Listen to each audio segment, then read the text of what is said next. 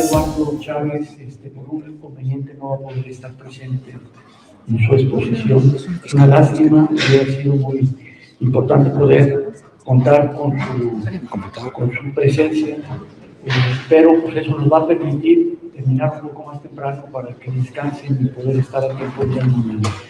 Y probablemente podamos tener algún par de preguntas más, tanto para los expositores que están presentes, como alguna que parece que quedó pendiente por ahí, que querían a ver si alguno de los expositores anteriores lo pudieran contestar.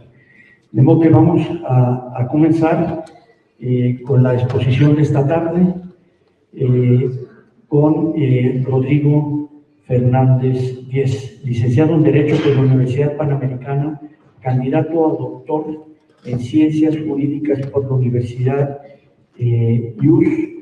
Fue en el pasado profesor de Derecho Romano de la materia de Historia del Derecho Medieval Moderno, y tendremos con él gracias. Su exposición, el pensamiento religioso y político de los cristeros. Muchas gracias, Rodrigo, por tu participación. Gracias a usted. Pues muchas gracias por invitarme. Si me paro aquí no me salgo del recuadro, ¿verdad? Gracias. Y pues muchas gracias por su paciencia. Dice Cicerón en la Novena Filípica que la memoria de los muertos se halla custodiada por los vivos, por el recuerdo que de ellos hacen los vivos. En consecuencia, tenemos la obligación de acometer de realizar un esfuerzo en recuperar, cuando menos para su estudio, el pensamiento político de los cristeros. Al respecto, investigando este tema, uno se topa con las siguientes 3 dificultades. La primera de ellas, que hay una serie de omisiones historiográficas, de las cuales ya habló el doctor Ruiz Velasco. Omisiones historiográficas que en el caso de la historiografía liberal son comprensibles y que la historiografía conservadora en cierto modo también perpetró.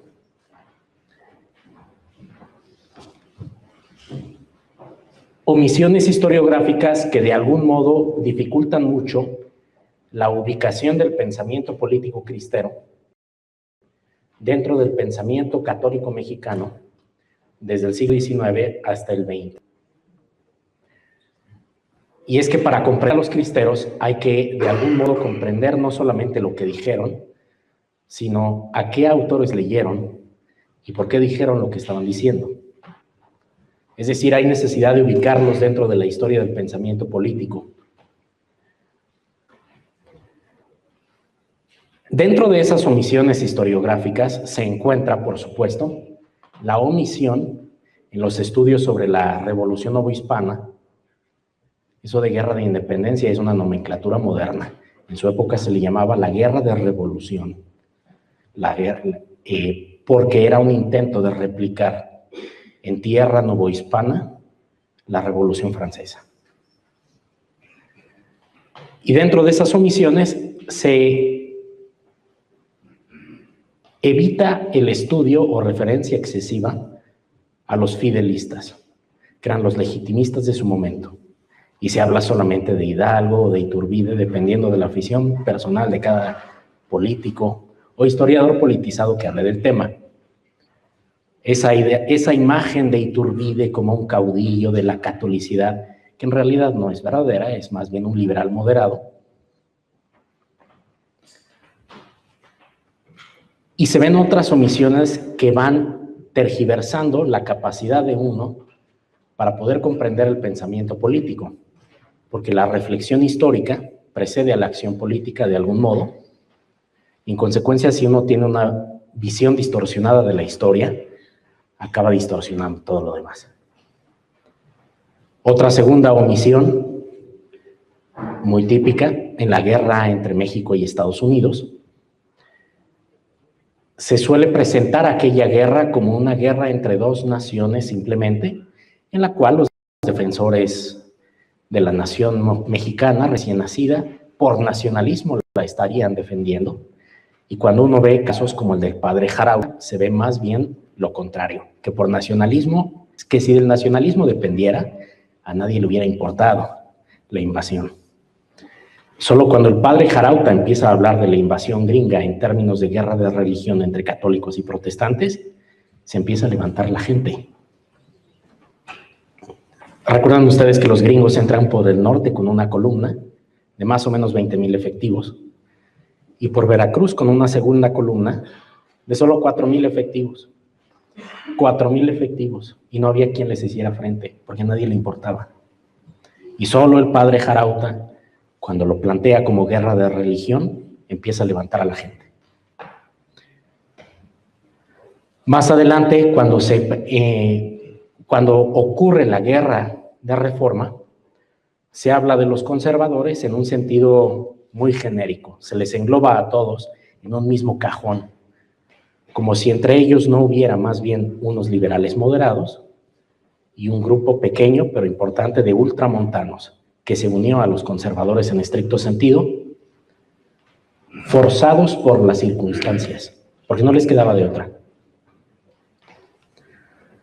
Ya se han hecho 2 menciones al menos en este día a la guerra de los religioneros, que los religioneros son más bien ultramontanos que meramente conservadores.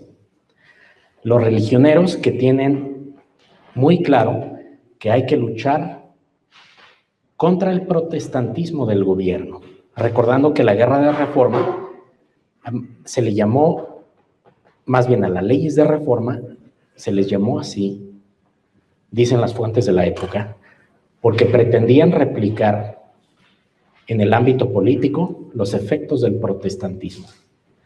Entonces, aun cuando no se difuminara no se más bien promoviera demasiado el protestantismo a nivel poblacional, sus efectos políticos se estaban notando en la legislación republicana.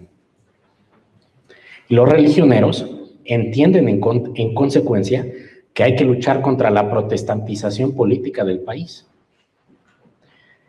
Y los religioneros son importantes. Esto no lo menciono nada más como un dato interesante o divertido, porque la región en la que operan los religioneros es exactamente la misma en la que operan los cristeros. Es un poco más reducida. Pero si uno coloca los 2 mapas, sus puntos fuertes son exactamente los mismos. Esto significa que entre los cristeros, sus familias, en algunos casos sus padres y en la mayoría sus abuelos, habían sido religioneros. Es decir, hay un elemento de continuidad familiar ahí. Por supuesto, más adelante se incurre en otra omisión historiográfica, tratándose de los propios cristeros, a los cuales tiende a presentarse bajo el esquema político presente. Si aquel que habla de los cristeros es democristiano, por ejemplo, va a presentar a los religioneros casi como precursores del Concilio Vaticano II, defensores de la libertad religiosa. Por supuesto, de la segunda cristiada casi no se dice nada. Y hay una tercera intentona muy interesante de don Jesús Barragán y Leñero en los años 60, de quien no se habla en lo absoluto. Es decir, hay una serie de omisiones historiográficas que, consideradas en su conjunto, entorpecen enormemente la ubicación del movimiento cristero, no como un evento aislado, sino como un eslabón en una cadena que le da algún sentido y dirección.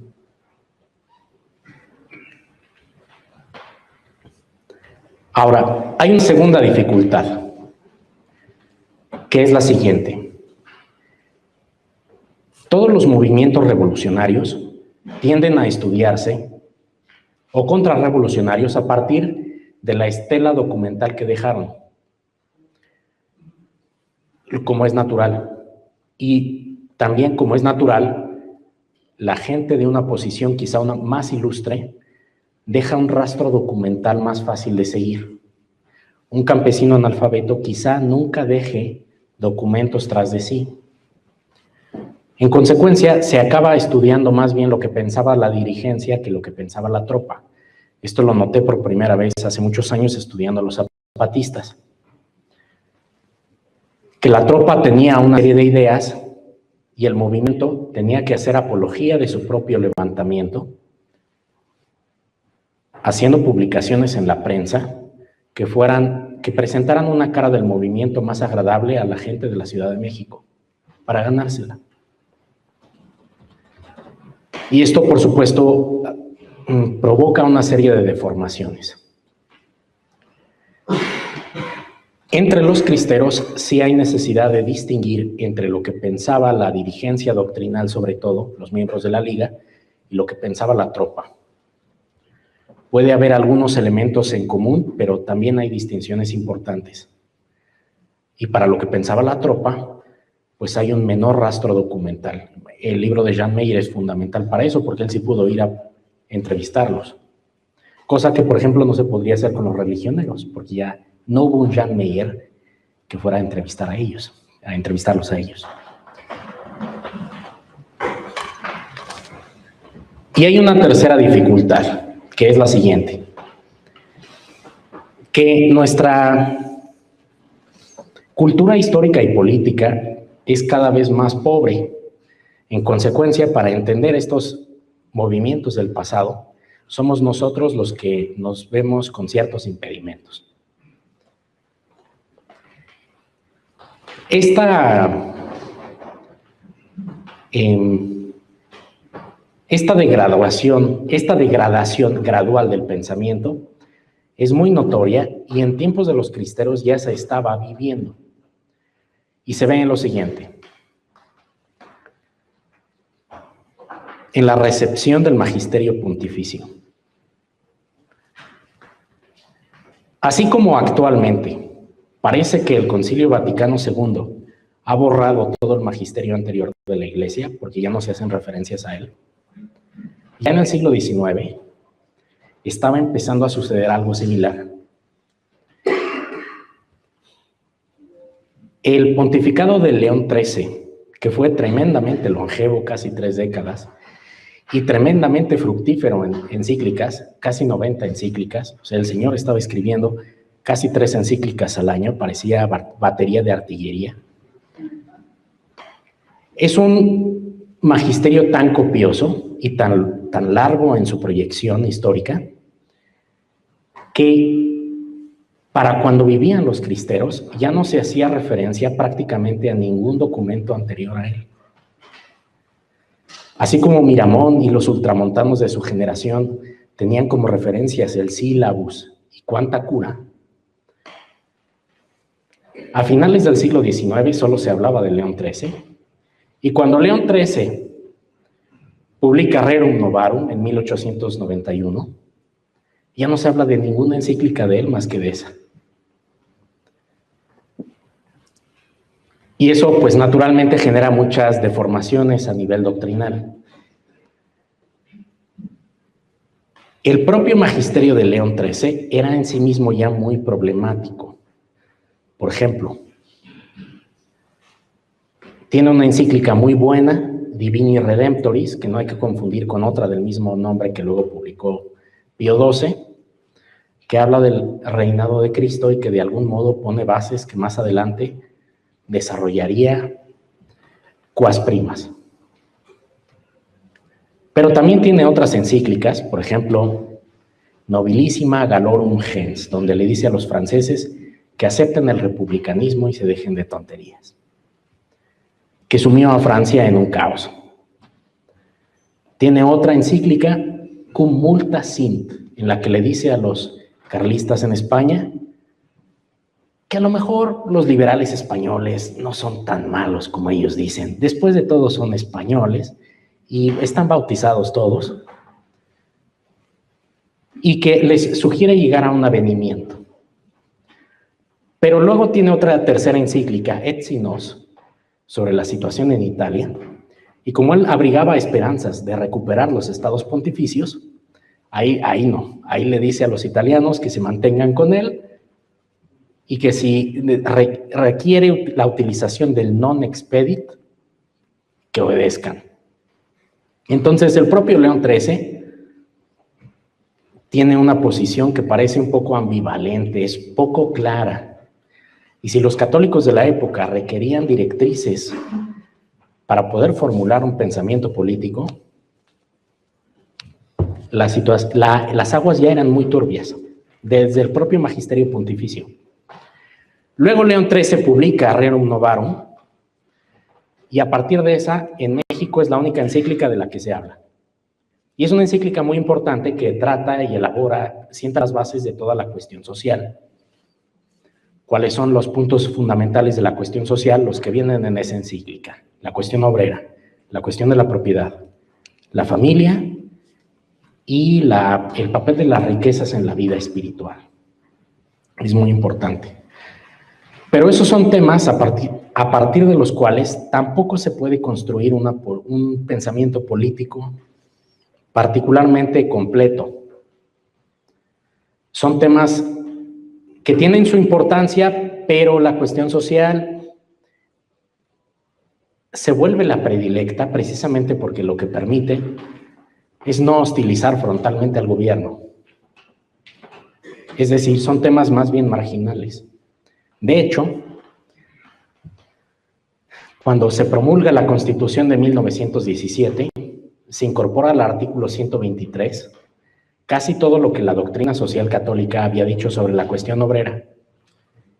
Y no cambió en nada la situación de los católicos, en nada.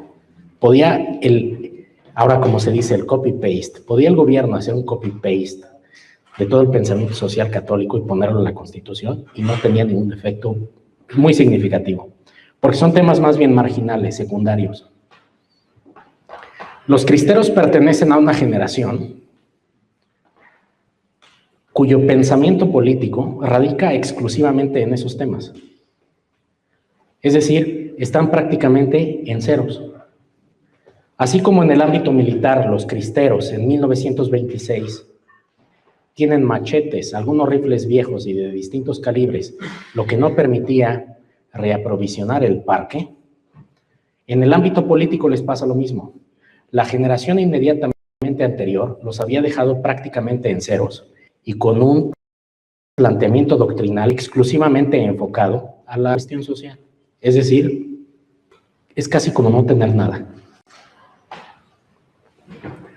Y por su cuenta se ven en necesidad de empezar a hallar alguna respuesta.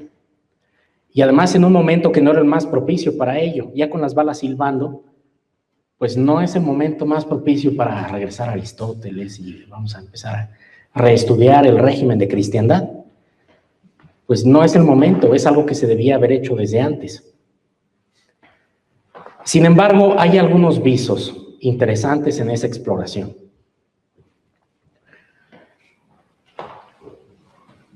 El conservadurismo mexicano, prácticamente desde sus orígenes, no es más que un liberalismo rezagado, que va aceptando todas las ideas del liberalismo al que se enfrenta, pero como con 50 años de diferencia, con un rezago. Pues sobre eso no se puede construir nada.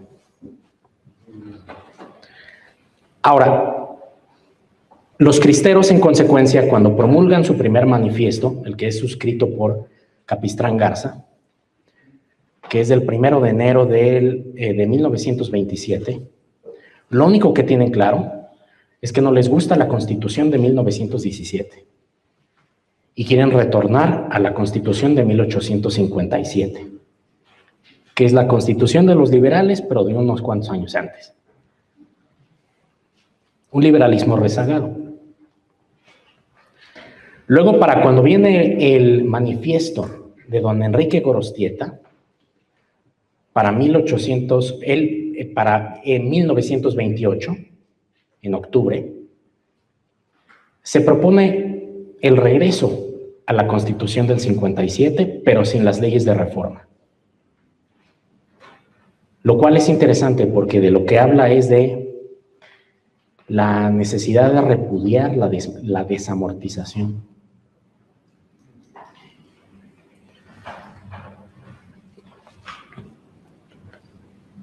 Pero hay un tercer documento importantísimo para comprender el pensamiento político de los cristeros. Hay un tercer documento. Se formula entre los cristeros un proyecto constitucional en 1928. Ya no vamos a restaurar la Constitución del 57, ahora vamos a formular nuestra propia Constitución, porque además empiezan a haber posibilidades de un triunfo, militarmente hablando. Y cuando uno entra al análisis de esa Constitución, pues uno ve una serie de tópicos muy interesantes en los que se puede ver que ellos se dan cuenta de que lo que han hecho es puro liberalismo rezagado. Y empiezan a explorar otras posibilidades, aunque con sus limitaciones, claro. Ese documento lo dio a conocer Vicente Lombardo Toledano en 1963. Él no dijo nada de sustancia, pero dio a conocer el documento. Además de esa introducción que Lombardo Toledano escribió, que no dice nada de sustancia, no dice absolutamente nada más lanza diatribas contra los cristeros. Hay un único artículo sobre el tema del año 2006 de don Francisco de Icaza Dufour. Y ya. Es decir, es un tema virtualmente desconocido para los historiadores del derecho. Y si una constitución que no tuvo vigencia, como la de Apatzingán, se puede incorporar a los estudios de historia constitucional, ¿por qué la de los cristeros no? Además, la de los cristeros tiene una serie de elementos más interesantes. ¿Quién la escribió? No se sabe con certeza, pero tiene una serie de elementos que apuntan todos a don Miguel Palomar y Vizcarra. Tiene un capítulo entero sobre el patrimonio de familia. Esa es una pista enorme, porque los temas que don Miguel Palomar y Vizcarra trabajaba antes de la Guerra Cristera eran la caja de ahorros Raiffeisen y el patrimonio de familia. Entonces, que en una constitución haya un capítulo entero sobre eso, pues delata un poco al autor. Pero es una conjetura, no nos consta. Ahora, ¿qué se ve en esta constitución? Primero,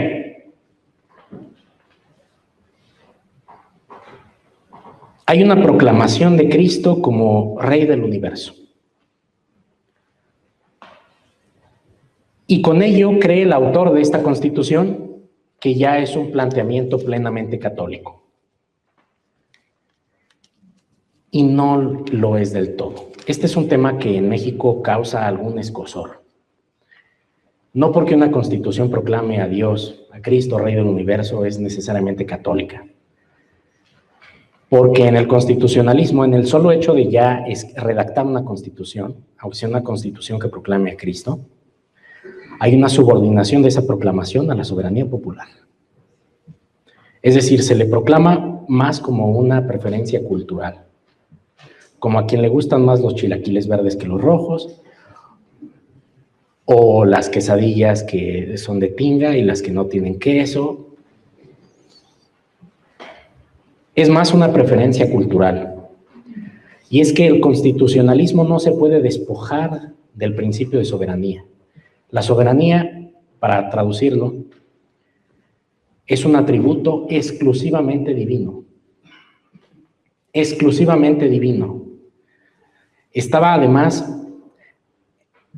penado por la Iglesia, era reo que entraba bajo la jurisdicción del Santo Oficio durante siglos, el que proclamara las tesis soberanistas de Juan Bodán.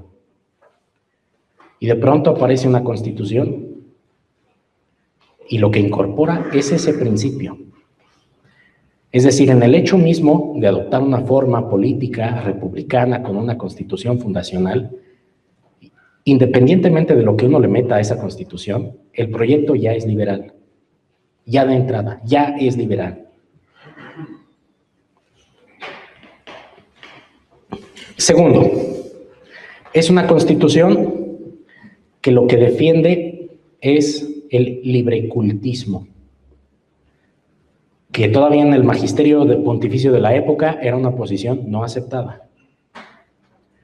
Y sin embargo, vean ustedes cómo los cristeros, en caso de ganar, si hubieran podido promulgar esta Constitución, habrían suscrito un tópico claramente liberal también. Ahora, en este punto es importante la diferencia entre el pensamiento de la dirigencia cristera y el de la tropa. Porque donde la dirigencia hablaba de libertad de cultos, libre pensamiento, libertad de todo, la tropa lo que decía era algo muy diferente. Entonces, lo que se ve en algunos testimonios es más bien terminología como esta. Les voy a leer un párrafo que dice así. Este es un testimonio que recaba Jean Meyer de un cristero que se llama Teófilo Trujillo.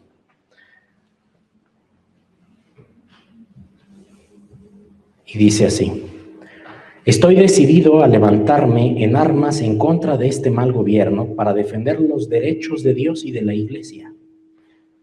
Es decir, la tropa no está hablando de libertad de cultos y libertades de otro tipo. Está hablando de la defensa de los derechos de Dios y de la Iglesia.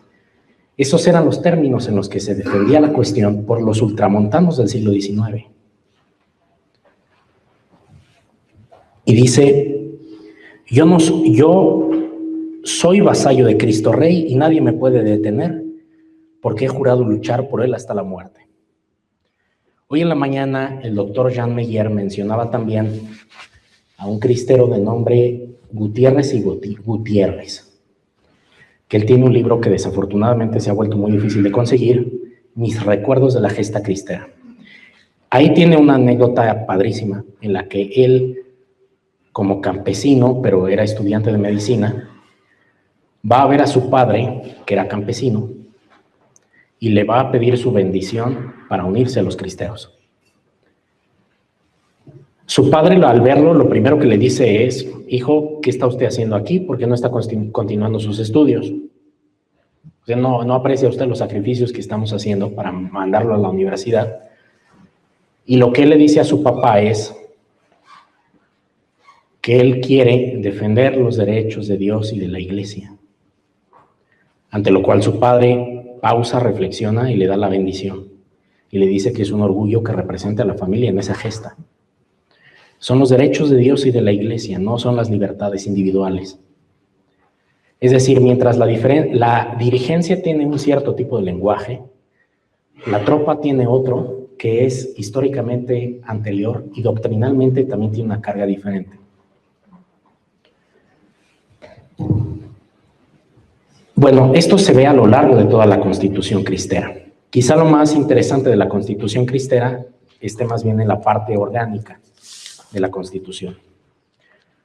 Porque en ella, en lugar de mantener la división de poderes tripartita que todos conocemos, junta los poderes ejecutivo y legislativo en un solo poder, que a alguno le podría parecer un tanto parlamentario, salvo por el hecho de que no hay parlamento. Se crea la Suprema Corte de Gobierno, que está conformada por 12 audiencias, y cada audiencia es presidida por un regidor de audiencia. Entonces, y además esta Corte Suprema de Gobierno no tiene un equivalente al presidente republicano. Tiene un presidente cuyas facultades ni siquiera se detallan, que lo único que hace es arbitrar entre los regidores de audiencia. Yo no sé qué estaba leyendo Palomar y Vizcarra, pero me suena a que estaba pensando él en la Nueva España antes de las reformas borbónicas. Entonces, tal vez, ya era muy común en su época que todo mundo hubiera leído, cuando menos la gente de cierta posición social, a Marcelino Menéndez y Pelayo, y en consecuencia ya tuviera un cierto prejuicio antiborbónico. Pero vean ustedes cómo se empieza a mirar hacia atrás, porque se ve que el pensamiento conservador no sirve para gran cosa, porque no es sino un liberalismo rezagado. Y entonces hay un ejemplo que a mí me gusta mucho, que es el siguiente. Los constructores de Venecia, para poder construir sobre agua, tuvieron que insertar pilotes muy largos para que pudieran llegar muy profundo. Porque debajo de Venecia lo primero que hay es agua. Después de ciertos metros de agua, hay suelo fangoso sobre el que no se puede construir. Y solo después de muchos metros hay roca firme. Entonces los pilotes tenían que llegar hasta la roca firme. Luego, por una reacción química, se petrificaron y ahora son de piedra, no de madera.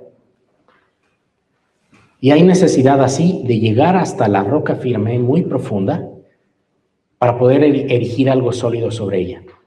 Con el pensamiento político pasa lo mismo. Históricamente, si uno va al siglo XX, todo es agua, no hay nada de sustancia. El siglo XIX, el liberalismo conservador es puro fango, que tiene un poquito más de sustancia, pero no se puede construir sobre él. Y hay que llegar al antiguo régimen, o al régimen de cristiandad, para poder tener una base sólida. Y esa búsqueda la empiezan a hacer los cristeros, en concreto Palomar y Vizcarra, pero con muchas dificultades, muchas carencias.